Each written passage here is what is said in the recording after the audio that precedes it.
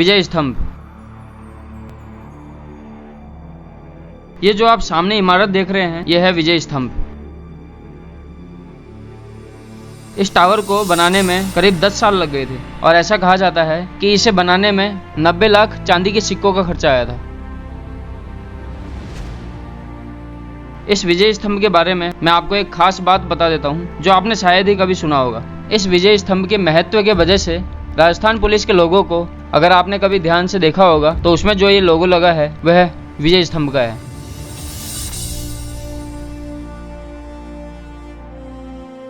गौमुख कुंड।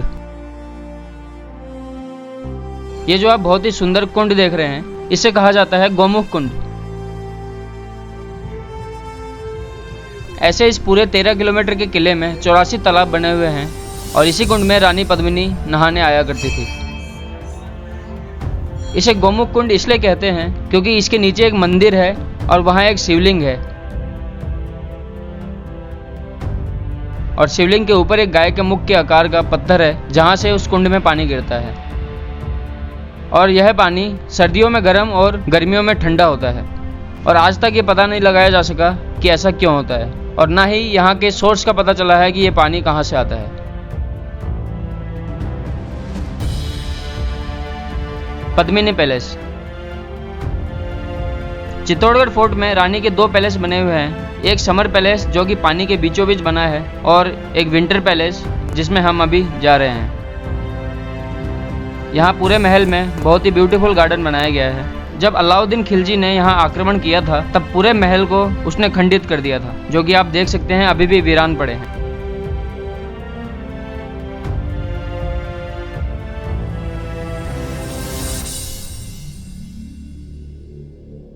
और अब मैं आपको लेके आ गया हूँ उस स्थान पर जहाँ अलाउद्दीन खिलजी ने रानी पद्मिनी का चेहरा देखा था।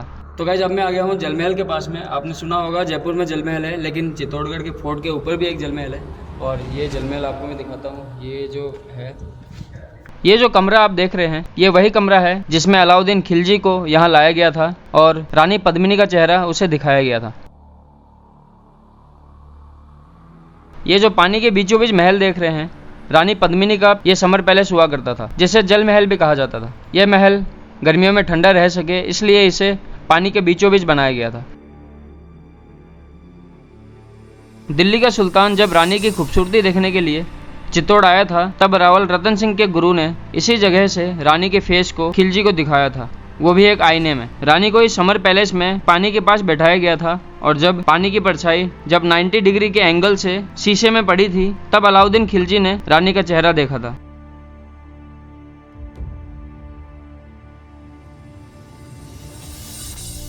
उसके बाद साल 1303 में अलाउद्दीन ने रानी पद्मिनी को पाने के लिए किले पर आक्रमण कर दिया था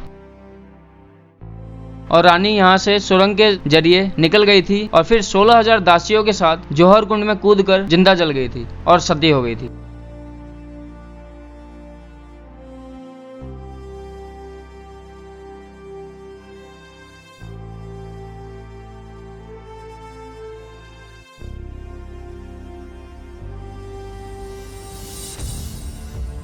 कुंभ श्याम मंदिर। अब हम आए हैं कुंड श्याम मंदिर। मैं आपको बता दूं, चित्तौड़गढ़ फोर्ट में कुल 113 मंदिर हैं और ये मंदिर इस किले का सबसे बड़ा मंदिर है। इस मंदिर को गुजरात के राजा बप्पा रावल ने 8वीं शताब्दी में बनवाया था। तब ये विष्णु भगवान के 12 अवतार का मंदिर था और उस समय इस मंदिर में विष्णु भगवान की मूर्ति भी थी।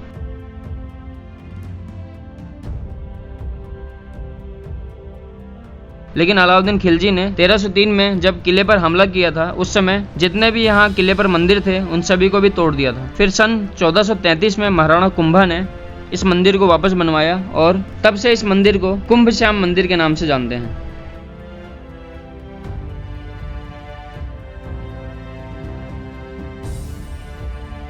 इस मंदिर के पास में ही एक छोटा सा मंदिर भी है जो कि मीराबाई का मंदिर है। मीराबाई भगवान कृष्ण की भक्त थी और उनकी पूजा किया करती थी। उन्हें साधु संतों में उठना बैठना बहुत ही अच्छा लगता था। उनकी शादी के कुछ समय बाद ही उनके पति राजा भोजराज की मृत्यु हो गई थी और उनके बाद राजा भोज के छोटे भाई यानी मीराबाई के देवर ने उन्हें बोला कि राजपूत घराने की औरतों को साधु संतों के साथ बैठना उन्हें शोभा नहीं देती। लेकिन मीराबाई ने उनकी बात नहीं सुनी। इस वजह से उन्हें इस मंदिर में 2 बार मारने का प्रयास किया गया। 2 तो ऐसा कहा जाता है कि एक बार उन्हें जहर देने की कोशिश की गई, लेकिन वह जहर अमृत में बदल गया। और दूसरी बार उन्हें फूलों की टोकरी में काला सांप रखकर मारने की कोशिश की गई, लेकिन जैसे ही उन्होंने सांप को गले में डाला वह फूलों की माला बन गया। आज के समय में इस मंदिर में कृष्ण भगवान और मीराबाई की मूर्ति है, और पहले जो असली मूर्ति थी कृष्ण भगवान की वो मीराबाई अपने साथ ले गई थी। सूरजपोल गेट, ये जो सामने आप गेट देख रहे हैं इसे बोलते हैं सूरजपोल दरवाजा। पहले ये किले का मेन एंट्री गेट हुआ करता था। पूरे किले में सूर्य की पहली किरण सबसे पहले इस दरवाजे पर पड़ती थी, इसलिए इस गेट का नाम सूरजपोल है।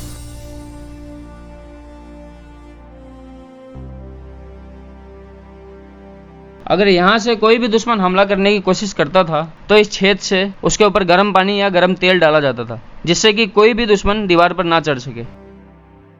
ये जो सामने आप पहाड़ी देख रहे हैं इसे कुंभकर्ण पहाड़ी कहा जाता है, क्योंकि आप अगर गौर से देखेंगे तो इस पूरे पहाड़ का शेप ऐसा लगता है मानो कुंभकर्ण सो रहा है।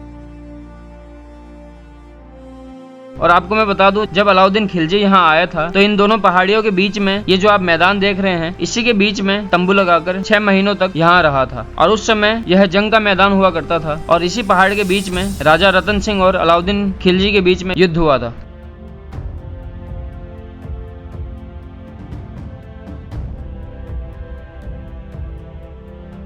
और ये जो आप बड़ा दरवाजा देख रहे हैं, इस दरवाजे के बीच में आप देखेंगे कि लोहे की कीलें निकल रही है। तो उस समय इस किलों को इसलिए लगाया गया था दरवाजे में कि हाथी से इस गेट को तोड़ा ना जा सके।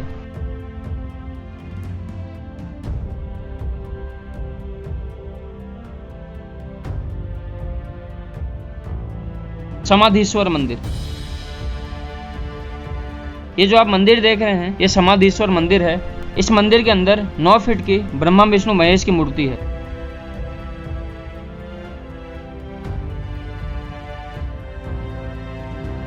तो गाइस आशा करता हूँ आपको वीडियो पसंद आई होगी। वीडियो पसंद आए तो वीडियो को लाइक जरूर करें, और अगर आप मेरे चैनल पे पहली बार आए हैं तो चैनल को सब्सक्राइब जरूर करें। मैं आपको बता दूं, मैं हूँ अभी भारत यात्रा पर, और मैं भारत यात्रा कर रहा हूँ हिचाइक करके। और मेरे इस चैनल पे मैं ऐसे ही एक्सप्लोरिंग से रिलेटेड कंटेंट बनाते रहता हूँ, तो आप चैनल को सब्सक्राइब जरूर करें। मिलते हैं जल्दी एक नई वीडियो में, तब तक के लिए जय हिंद जय भारत।